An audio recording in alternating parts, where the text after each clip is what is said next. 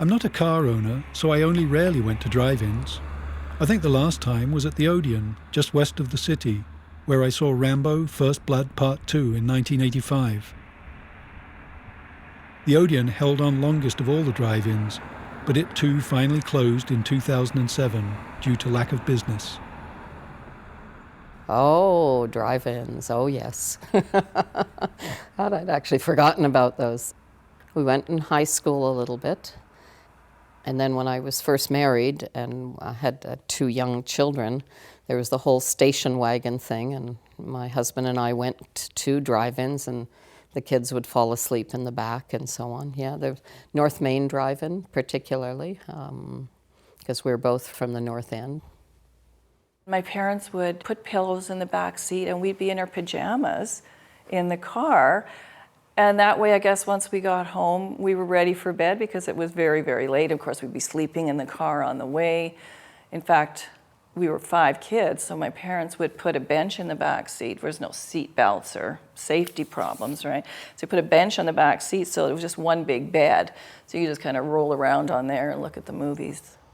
I remember being in a sandbox at the front and swings and play center at the front of all the drive-ins in front of the screen. So as parents, you could come and sit in the car and the little kids would go up and play in the sandbox or play in the play area until the movie started. I guess I can remember actually when I was young going to the drive-in with my girlfriend and her parents. And this was the time when the Beatles had just put out their movie. So Hard Day's Night, I think, was the first movie, and so we were probably around 9 or 10 years old. And we had seen on TV how girls were reacting to the Beatles, and of course it was just pandemonium where they were just screaming, you couldn't hear the music, and they were teenagers, and we were 9 or 10 years old, and of course emulating those teenagers. So the movie starts, and we, on cue, my girlfriend and I, start screaming from the back seat. Well, her parents were having none of that. They were just terrified that we started screaming as if someone had entered the back seat or something. So we were quickly shushed and realized that, no, you don't actually do it in the car. It was something of a theater experience. For the long weekends in the summertime, the drive-ins would do 4 movies. And that would take you from sunset to sunup. And if you wanted to get into those all-nighters, you needed to be there very early. So I can remember the drive-in on Regent lining up to get into that theater for hours. And to pass the time, guys would pass the football around and you'd play catch and everything, but you'd be there for hours waiting to get into these all-nighters. And after basically 8 hours of movie going, the sun was coming up and you were heading home, if you made it through all 4 of them. So it would start at about 10 o'clock and it would run 4 movies, so you wouldn't get home until 5 in the morning.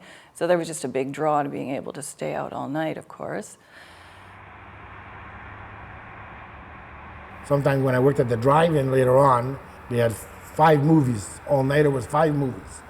Those movies were like 8 hours long. There's no way it's 8 hours dark enough.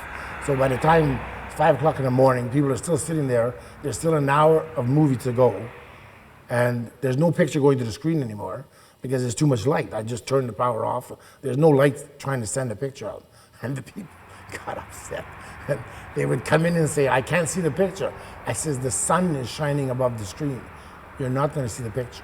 But I can hear it, but I can't see it. Well, you're not going to see it. I had a strange experience with the drive-in. I remember when the movie True Grit was playing at the drive-in. I believe it was at the Airliner drive-in. It was the middle of winter, January, February, it must have been minus 30 something. And I'm with a bunch of my buddies and we're in the car, fogged up windows and all, and a speaker that barely worked half the time. But I happened to look over the next car and there was some guy sitting on the hood of his car, leaned up against in a t-shirt, watching the movie.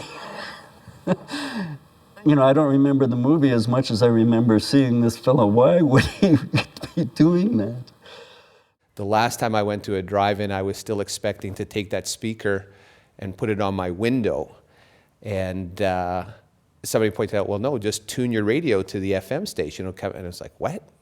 That drew us back to drive-ins. And then we realized on a nice evening, we would actually take a large ghetto blaster, we would put it in front of our vehicle and tune it to the radio station. And it was just like being at a movie theater. You had the speakers right in front of you, you were enjoying the skylight, the starlight and everything. And now they're all gone.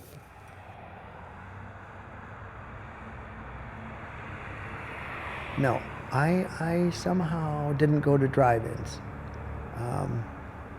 I think I was shy back then. I think basically drive-ins for more or less for having sex in the car. So I don't remember. I was too shy to have sex in a car, I think. So I probably didn't go to drive-ins. You know, I actually wanted to watch the movies.